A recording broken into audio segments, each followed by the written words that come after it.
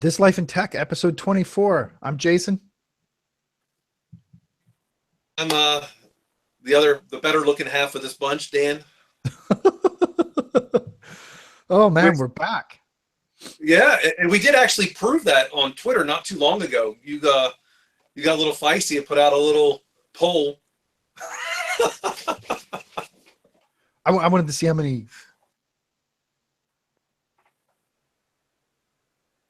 You want to see how many what? Oh, hold on, man. I'm getting this weird loop where, yeah, see, I don't know what the fuck is going on, man, but I'm getting a playback of what we're saying into Oh, my that's funny. headphones like a minute after we say it. This is distracting. Nice, nice. So yeah, episode 24. We'll have 25 at DEF CON. Yeah, That'll be our DEF CON one. yeah, we're lined So perfectly up. pretty well. Yeah. So I know we're looking to talk about, we left off last time with UFC 200. It's been some pretty interesting things. I think just about everyone on that card got popped for some type of PEDs now. Is that what? Well, it's interesting, man, because you have like this double hypocrisy going on where we had John Jones before saying, he was the guy that snitched on people that smoked pot. He didn't do all this stuff. And he has this long history now of drug use, driving drunk, all this bullshit, right? He had previously said that PED users were horrible and all this stuff. And then he gets popped for 2 estrogen blockers. And then in response to that, during an interview right before UFC 200 actually took place, Brock Lesnar says it's unprofessional and he can't believe people would do that. And then he pops for the exact same estrogen blocker.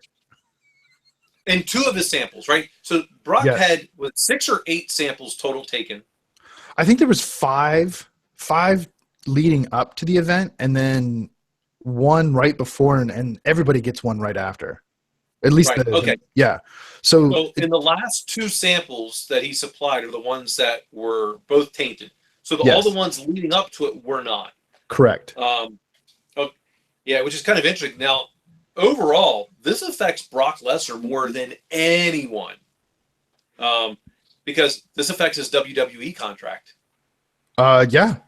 In fact, the WWE had just put somebody in the sidelines for popping hot. I don't remember for what, and I don't Yeah, follow that anymore, so I don't know who the guy is. But I don't know, but what we do know is that Brock Lesnar stands to lose. He would be. I don't know how long he's suspended because this would be his first offense with the WWE, so he may not get suspended for very long. They don't follow USADA or anything like that, but this would be a 2-year suspension for him here at the UFC. But it still costs him millions. He makes far more money from the WWE than he does anywhere else. That is just yeah, well, WWE. and what's interesting, man, is there's a lot of people popping hot now, and more than a few have made the tainted supplement argument, and a few of them, in a few cases, that's found to be true. So those suspensions end up being like 6 months. Now, interestingly enough, Mirko Krokop, remember, volunteered that he took growth hormone for an injury. So he got pulled, and it came out yesterday in an interview that USADA approached him and said, "We'll not suspend you, and we'll wipe away the findings if you snitch." So I don't know what the fuck is going on, man.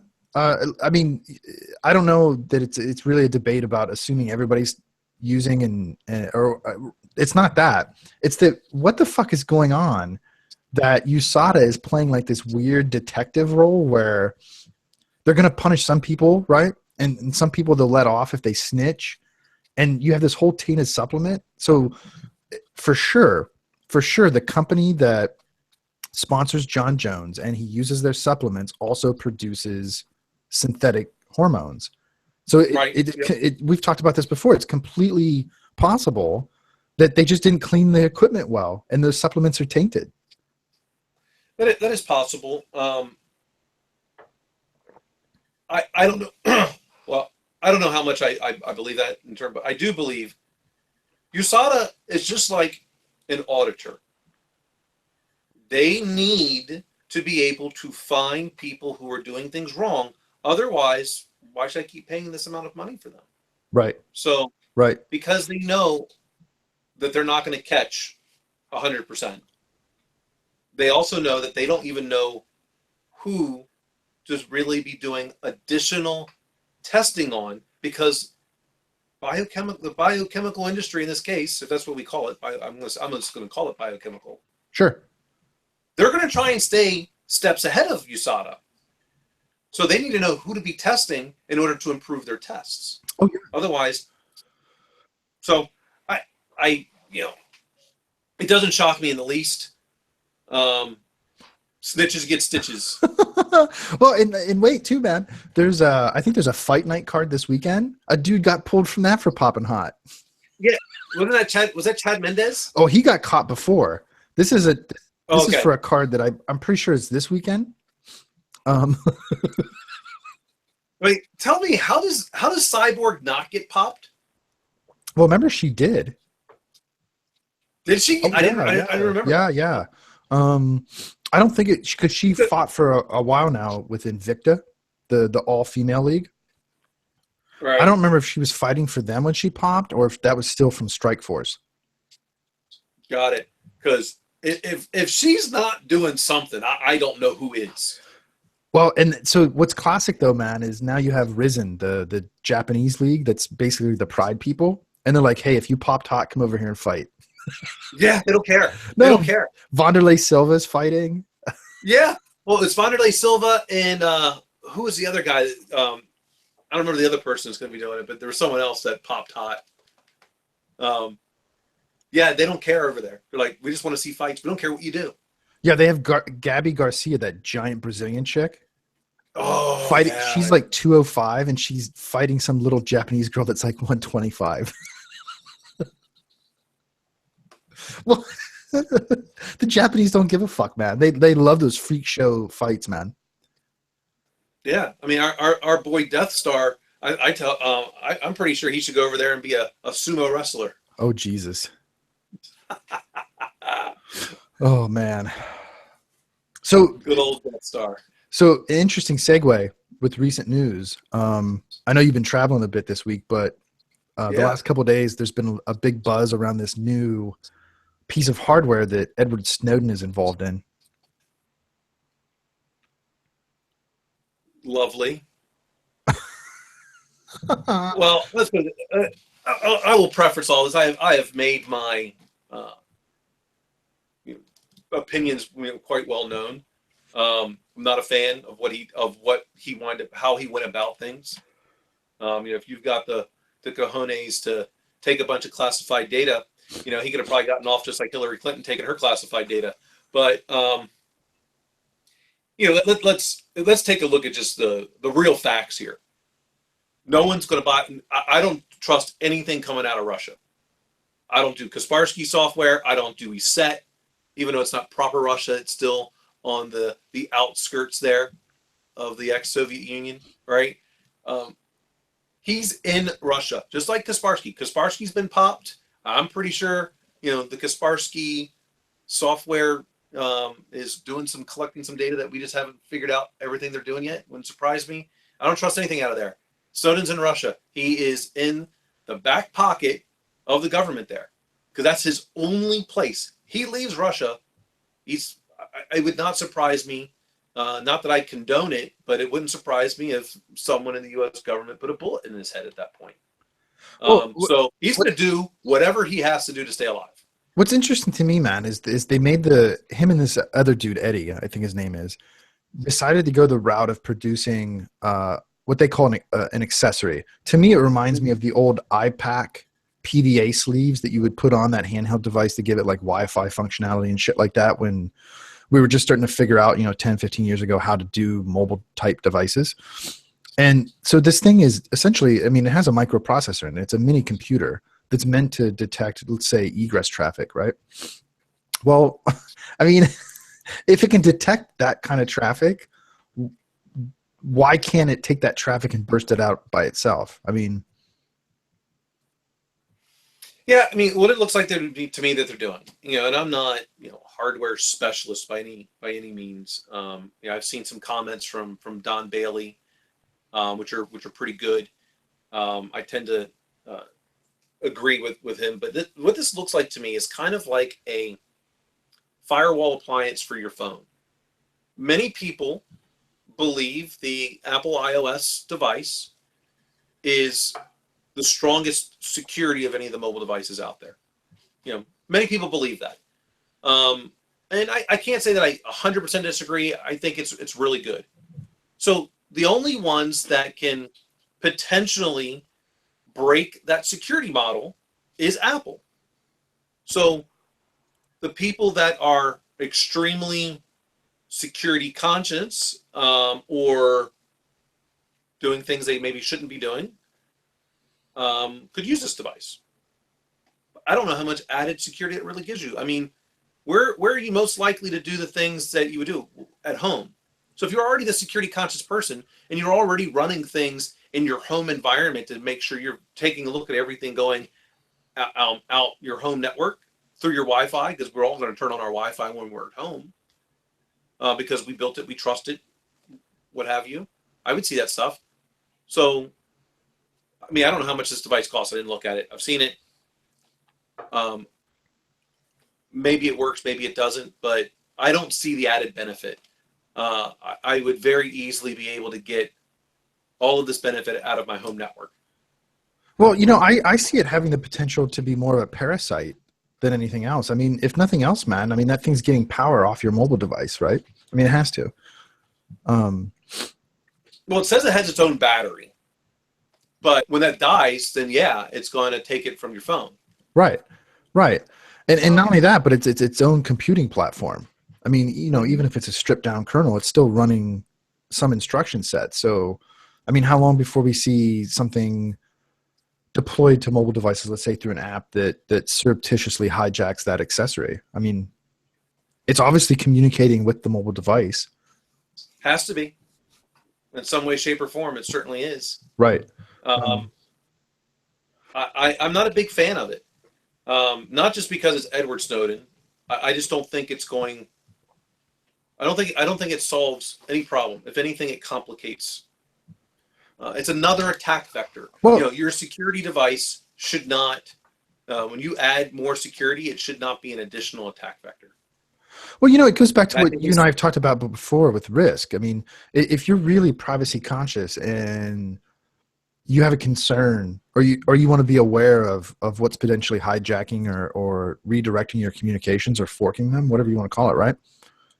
Why do you want to add more layers to that? Why don't you say, I'm just not going to produce as much information? Right. And many of the security experts that are out there, and I tend to agree with this particular concept, if you're that concerned about your security, then you go off and you get an iPod Touch, because it's Wi-Fi only, and you use, Chris Sagoyan says Signal. I'm not a big fan of Signal. I don't think it works well. I prefer Wire. I think Wire works much better. But so if you use that, and that's how you do your communication, that's a hell of a lot cheaper than buying the iPhone 6S and then this little appliance for your phone from Snowden and Bunny. And I still get the same communications. Matter of fact, I could still have that iPod Touch. I could tether it to my iPhone 6S when I need to make a secure phone call. It's still encrypted. And I've got a portable Wi-Fi right there. So right. If I need to do something like that, why not do that? Yeah. Well, and you and I were talking before we started the podcast, and I'm kind of curious why they made the decision to go the accessory route rather than, a mobile device route. I mean, and you and I have direct experience in this, and what can go wrong, especially. I mean, and I don't mean wrong politically. I mean wrong because it's not easy to manufacture hardware. It's not easy. It's not easy to get it right, and it's not cheap. You're absolutely correct on all accounts. I don't disagree with any of them. The other part is, I guess they assume that they, and maybe rightfully so, without a huge team involved, they're not going to be able to reproduce the Apple security model. So They feel that maybe this little thing increases the security so much. I don't think it does. I don't see how this increases the overall security posture of my mobile environment. If I'm that concerned, I'm going to have an iPod Touch, and on my iPod Touch, I'm only going to communicate through that when it's a secure, when I need to have a secure conversation. Well, and what bothers me too, man, because it's not native, you're completely subject to how Apple manages their closed ecosystem. I mean, Apple's become far worse than Sony in terms of producing proprietary interfaces, whether that's hardware interfaces or software interfaces. They're the fucking kings of it now. Sony used to be, but they're nowhere near as bad as Apple, in my opinion. Yeah, I tend to agree. I'm just not a fan of this. And besides, I mean, again, it's also running other code. How do we know how do we know what they're collecting? I mean, again, he is in Russia. Well, it just, like you said, man, I totally agree. It just produces another layer that seems unnecessary. I mean, there's other ways to achieve what it's trying to do, and I'm not shitting on it. I mean, ideas are ideas, and I applaud people for trying to do something. Don't get me wrong, but I just find it curious on what the possible decision making was to arrive at that conclusion. Like, this is the right idea. Let's do this. My guess is purely because I don't believe. I don't know. I've never spoken to them about it. My assumption is that they believe that this increases the Apple security model significantly for the consumer to understand how their data is being leaked off the device. I got it. I get it. You can't do anything about it. Yeah, well, and it's interesting too to me that is, at least as far as I've understood, it's specifically for Apple devices. I mean, it's only good for the Apple. I think I've read iPhone 6s only. Yeah. So I mean, what about the majority of devices which are Android? Be very difficult. The form factor in that case would be extremely difficult because you're going to have to make something for every single one. Right. And good luck. Well, and so there's more diversity in the Android ecosystem, hardware and software wise. We know that, right? So it makes me wonder if there's some predicative knowledge that because of that diversity, the underlying security model perhaps is actually stronger, right? Because it's not a monoculture like Apple has, and there's something inherent or innate to Apple's closed ecosystem that warrants producing a device for it. Because everyone believes at this point, with everything that's been going on with the Apple and the FBI, that Apple's in the back pocket of the government. So, in the event that something like that does happen, they want to be able to know. Okay. Again, I just go back to it's much cheaper, it's much less conspicuous, because again, OPSEC, hell, everyone now knows what you got. Now you do become a target. Your OPSEC is out the window.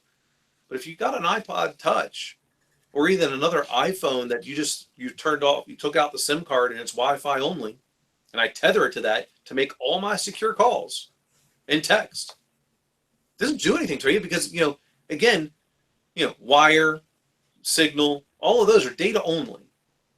So I'm not increasing my data aspect on there. So tether. Yeah. Tether and call it a day. Right.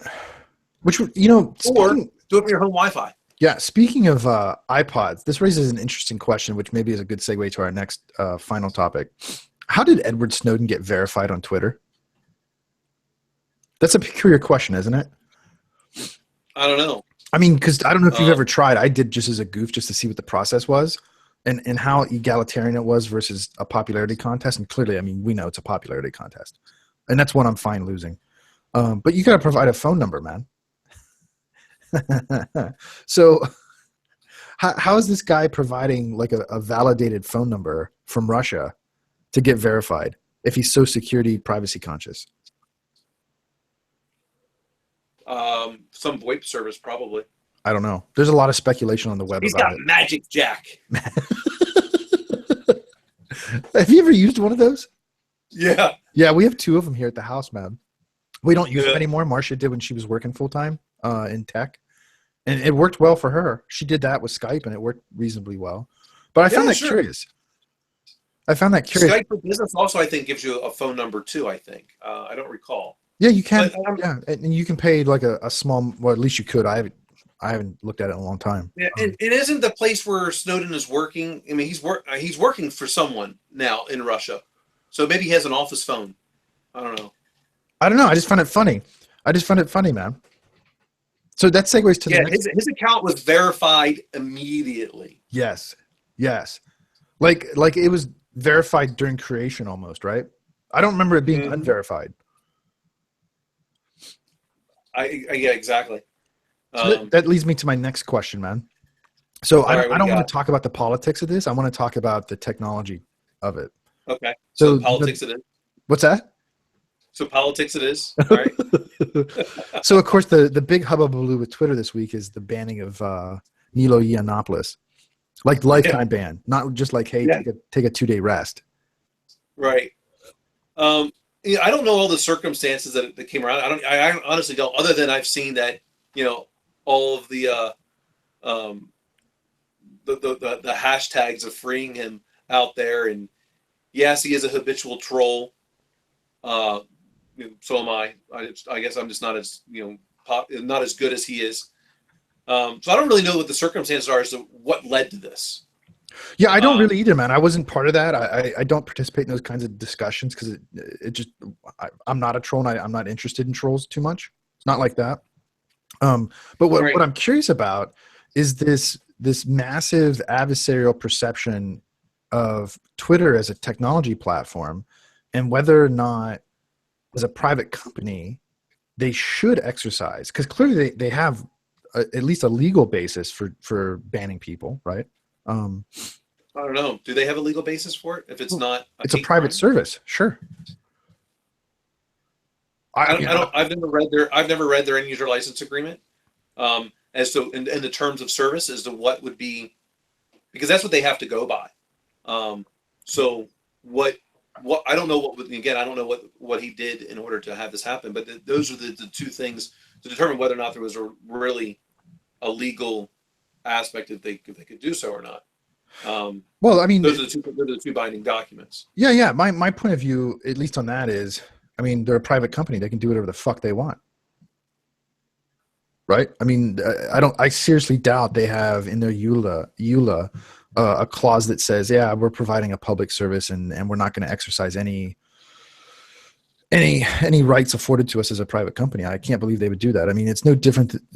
My understanding is it's no different, especially in the EULA, than Blizzard, right? Blizzard can ban you for whatever the fuck they want, whenever they want. They don't have to explain it to you. You can disagree with it all you want, but yeah, I don't know. The reason why I say I don't know is because then I should then have the right at that point, because I was using the service, for you to remove all tracking information you were using because I was the product. Sure. Sure. And as such, there's some type of rights afforded to me. I mean, I'm not a lawyer, but I guess really what it comes down to is, I think to me, here's a company that is providing a service, and why is everyone turning into one side of the conversation to be, the Fox News for the Republicans? And I don't know what the equivalent is for the Democrats, because I honestly don't. I try not to really pay attention to either. But it seems like social media is turning into nothing but a social justice warrior platform. And if you are not for one of those causes, then anything you say, you're subject to having your service terminated. Sure. Which to me reinforces the idea that I was leading with, that it's a private platform. It's not a public platform. It's public in the sense that it's open, right? But it's not a public space where I'm afforded a legal precedent for free speech in a constitutional way. It's an interesting argument, because at the same time, government can instill those things onto a private company. I mean, look at what they do with Google, Microsoft, Facebook, in certain countries. They're like, hey, we don't like the fact that you're only supplying Internet Explorer to the only browser on your operating system. That's what they did to Microsoft. But Apple only supplies Safari. Right. Google only supplies Chrome. Why is that? Why are they penalized for that? They're a company. Right. They can do whatever they want, Right. right? But governments tend to step in, um, which I think in those cases I think is wrong. I mean, I'm like, look, you don't like my product, let the market decide. Right. If the market wants to put, I mean, one thing if they prevented a different browser from being put on, but hey, it's my brand. I'm going to do what I want. Right. I mean, I always said, hey, Microsoft should just say, fine, we are no longer selling our applications and operating systems in Europe, and anyone that is currently using it is in violation of our licensing agreement. And then I would go and sue every single one of those people that are using it for using it outside of that, because they can end their license agreement at any time. Right. Exactly. Yeah. Yeah. And I totally agree, man. And to the point that's why, the debate to me is not only superficial on whether or not it's free speech and Milo should or shouldn't have been banned and whatever, right? To me, that's a distraction, and it's superficial to the root problem, which is our societal perception of what a social network should be, right? I mean, it's not the equivalent in any way, shape, or form, in my thinking, to us to going to DEF CON, right? And going to DEF CON, at any point we could be removed. It's a private event, not in a public space, right? Well, there are rules. So if just because they didn't like one of our, that we're drinking a margarita, they couldn't remove us for that. They have rules because we are paying for a service. So as long as we don't violate the rules, then sure. But I think there's a key part here that people misconstrue quite often. The protection of free speech is only from the government. It's an employer can fire you for saying something that they don't like you to say that goes against their culture. You're not protected from that. You're not protected from any of those things. You're only protected from the government of performing some type of retribution on you for saying, again, because people always use the adage, you can't yell fire in a movie theater type of thing, because you can't cause panic. Right. But you can't go out and say that you want to kill the president either. You're only allowed to say you don't like the president, you think he's doing a horrible job, you think he should be removed, do all those kind of things. But you can't make threats. And you could say that you think all Democrats are horrible people, and your CEO might be a Democrat, and he can fire you for it. Right. Because you're not afforded freedom of speech except from the government. And people don't understand that. Exactly. Well, there's this massive misperception on what these platforms, or how these platforms exist, like their very nature. YouTube's the same thing, right? Facebook's the same thing. Google Plus, as much as anybody uses it, is the exact same thing. You're free to use it within the confines of the boundaries of that service, whether or not you're paying for it, right? And I think that's maybe what tricks people, is they think, well, it's free, it's public, I'm sharing, so I should be able to do whatever I want. And that's true, but not without consequence. Right. They can, this comes back down to the market will decide. If enough people care that Nero is gone, they would cancel their Twitter account. And in that little box down, that dialogue box, they would say, we're not coming back until Nero is back on. And if enough people did that, Twitter's revenue drops, Twitter would reconsider. That's what it all comes down to. It is let the market decide. Again, I have this aspect where I believe that if I'm an owner of a business and I want to create a business that is only going to cater towards people who smoke, I should not have to do something for people who don't smoke. Hey, I clearly stated this is a smoking restaurant. And you smoke in here, I don't care if it's cigarettes, cigars, anything that's legal in the state that you're in, this is what you got. Because if there's a market for it, then people will go there and do it.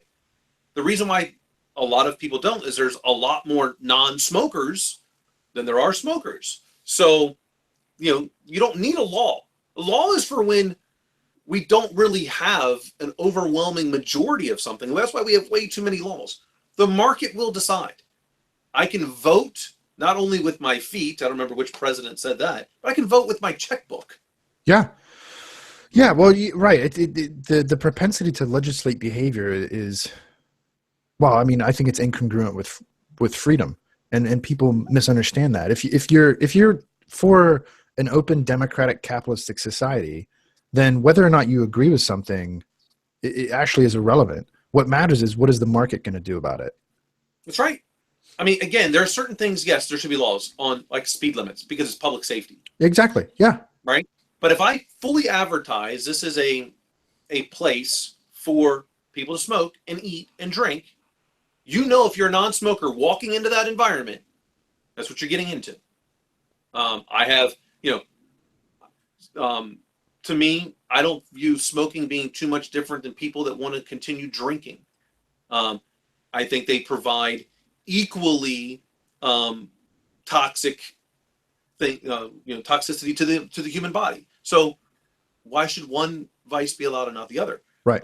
You could clearly mark. You do whatever you want. Right. It's not a public safety thing. Public safety is if I take a car and I'm drinking and I cause an accident, I'm putting the public at risk. If I'm going 100 miles an hour in a residential zone, I'm putting the public at risk. Well, and that's exactly why prohibition failed. But we still have, let's say drunk driving laws. I mean, they're called different things under different circumstances, DUI, DWI, what the fuck ever, right? But those laws persist. And I think as a society, we can agree they're well-intentioned and they serve a purpose. But prohibition was bullshit, and it didn't last long. Right. And again, swinging this back to social media, Twitter, Facebook, whatever, they make their revenue based on us and our content because they're delivering something to us. We need to stay on a certain period of time, see a certain amount of advertisements, a certain amount of clicks. That's how they get their revenue. It's no different than television commercials. I either see it or I don't see it. If enough people just canceled their account, Twitter would reconsider. Yeah, well, and I think I agree, and I think that it goes back to where you started with the at least the majority voice, if nothing else, by volume, maybe not by number of individuals, but certainly by volume, is SJW. And to me, the answer to that is the same answer is why is Trump so popular? Because the majority of people agree. I mean, maybe you and I don't, but I think you have to be open-minded enough to accept that you are an exception. And go ahead. I was going to say there's one point about that which is actually kind of funny. Because I am neither a Trump fan or a Hillary Clinton fan. I probably despise both of them equally for different reasons. But Mark Cuban said something which I absolutely 100% agree with. Donald Trump wins no matter what. Because it is very likely he's going to win the popular vote and not the electoral. And he, regardless of any of this, he just increased his net worth tenfold. Because now all of those people, if he loses the election, is going to support all of his businesses. Well, there was not. Go ahead. I was just going to say, in direct evidence that in recent history is Al Gore. Yeah, right. Sure. Now, and here's the so Donald Trump's daughter, Ivanka, has her own clothing line. You know what's all over the news today? That she wore her own dress. It is affordable at like $158.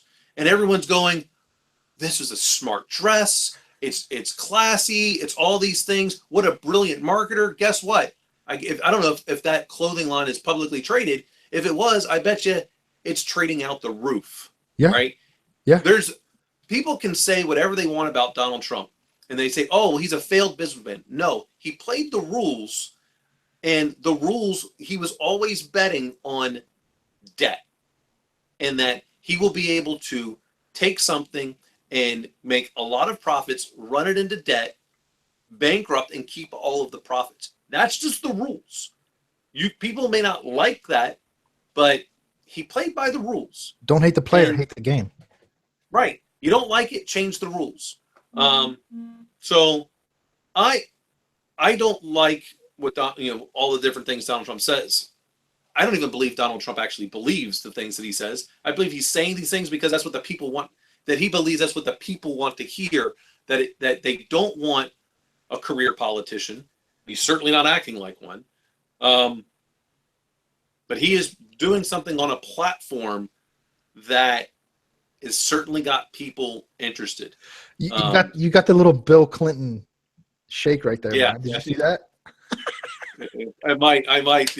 It's it is politics to me, of course, is always very interesting because I just like to see how much rhetoric I can actually detect in their speeches. People talk about last night with Donald Trump's acceptance speech. It was so long-winded. It was this. I was like, why not? I would be exactly what I would do when I get the nomination for the president. I will absolutely take longer than Donald Trump. And you have like the big giant Wizard of Oz photo of yourself up on the Teletron behind you. Yeah, that's exactly what I would like. Right. Hey, how long was Donald Trump's acceptance speech for the nomination? 2 hours, 21 minutes? Okay, I need something that's going at least 2 hours and 30 minutes here, folks. How very pharaonic, right? I mean, that's what the pharaohs did. They erased their predecessors by, sculpting away their hieroglyphs and then putting theirs over top of it. Yeah. And this is what I think is even more interesting. Donald Trump is looking to try to create a political legacy just like the Bush family and the Kennedys. He is priming Donald Jr. to run for office. Yeah. No, it will not surprise me if Donald Jr. doesn't go and run for, perhaps mayor, governor, anything along those lines very soon. Yeah, I would agree with you, man. And I don't think very many people are looking at that, but yeah, I think that's certainly part of the strategy long term. Yep, and like I said, this is a win-win for Donald Trump. If he wins and becomes president, he's president of the United States for basically 8 years because only I think 2 presidents in our lifetime did not win a re-election. Carter and the first Bush. Yeah. So Reagan won re-election twice. Clinton won it twice. The second Bush won it twice, and Obama won it twice. Right. So the chances of Trump or Clinton getting beaten in 4 years is very unlikely. I would agree. So Trump would be president for 8 years, which then means his son will more likely run the Trump business and or possibly run for governor or mayor at some type of political office at some point. And if not, he's still got because Donald Trump can't run his business and be president of the United States. He has to step down. Right.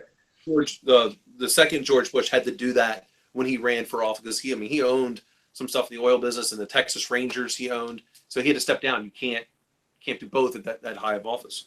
So Donald Trump Jr. could very well be the biggest winner out of all of this if Donald Trump winds up being the president. And if not, hey, his net worth value just increased tenfold. Yeah, man. Wow. I do tend to believe a lot more with how Mark Cuban says things. I don't agree with 100% of what he says, but I tend to lean a lot more towards what he does.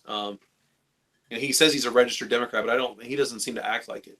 Well, I would agree, man. And he has a similar background as we do in tech and shit like that, So I think he was a slimy developer. I'm not in that category.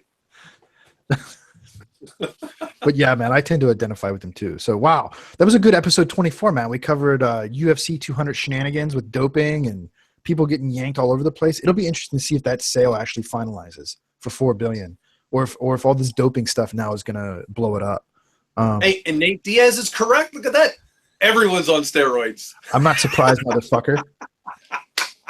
We'll see what happens with 201, man. That's August 30th or some shit like that? 20th? I don't know. It's towards the end of August. Yeah, I don't even know because there's no one on that card I care about. Just him and McGregor. No, I thought that was 202. Oh, 202. Yeah, I misspoke, man. I misspoke. 201. Yeah, that's I think it's the Fox card. And a dude got pulled from it, but I don't even know who it is. Yeah, I don't know. Man. I want to see the McGregor Diaz fight. That's what I'm looking forward to. Yeah. Because if McGregor wins, I hope the UFC doesn't rerun it back right away. There will definitely be a trilogy, but I think McGregor, if he wins, he needs to go and fight, what's his name down there at lightweight again before they do Jose Aldo. Yeah, he needs to go fight Aldo so he'll stop crying. And then run it back. But don't do 3 fights in a row like that. I would like to see something kind of. I really enjoyed the Tito Ortiz Ken Shamrock, feud that they had. I thought that was great for the UFC, and I would like to see it wait a little bit. They could reinvigorate the UFC fighter. Now put Diaz and McGregor as coaches. That's how they got the popularity originally. It was kind of boring with Randy and the Iceman because they actually liked each other. Yeah. But when you got Ken Shamrock and Tito Ortiz, they got a little spicy, and that's I'd like to see that be reinvigorated here.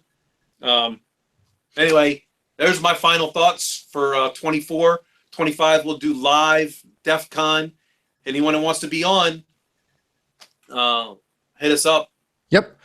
Like, follow, comment, DM us on Twitter, tweet at us, whatever you want, whatever you're comfortable with. Come up to us at DEF CON. We're super recognizable and good-looking gentlemen. We'll be around.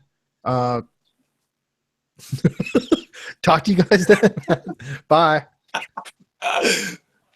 Later, people.